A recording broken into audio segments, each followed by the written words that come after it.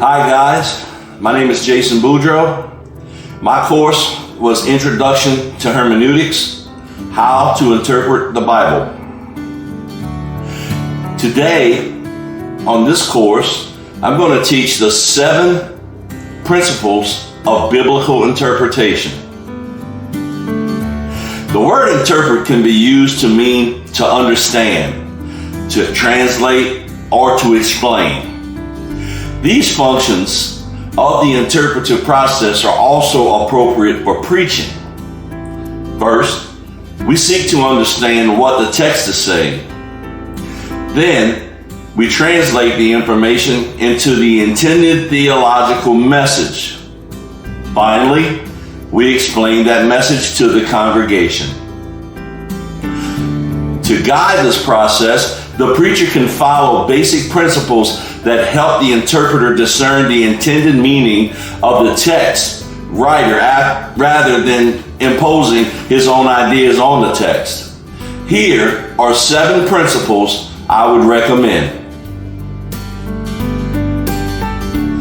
Number 1, identify the kind of literature your text is for insight into its meaning. Bible scholars call this the genre of the text. That means the general form of the text takes narrative, prophecy, poetry, history, gospel, epistle. The various kinds of literature present their message in differing styles and with different structure. Number 2, consider the context of the passage for a better understanding of its meaning. This is often considered the first and most important principle for accurate interpretation. Biblical scholars use the term context to discuss various aspects of the original writing of the text: historical, social, political, religious, and literary. Number 3, read the text for its plain and obvious meaning. A common and persistent myth about the Bible is that its real meaning is hidden behind the surface message. Even though the Bible uses symbolic or figurative language, most of it is clear to the reader.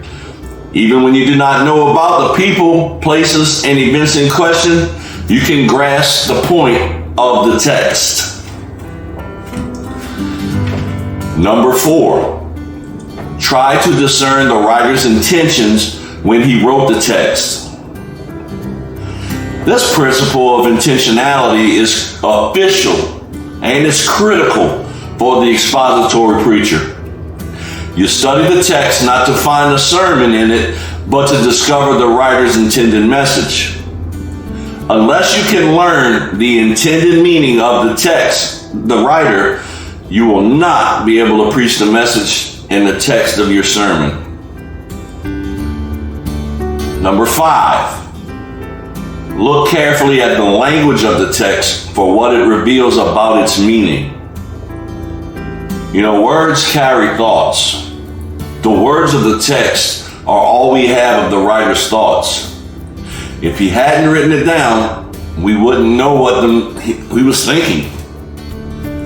So we can look closely at his words, examining each one carefully for the part it plays in his message.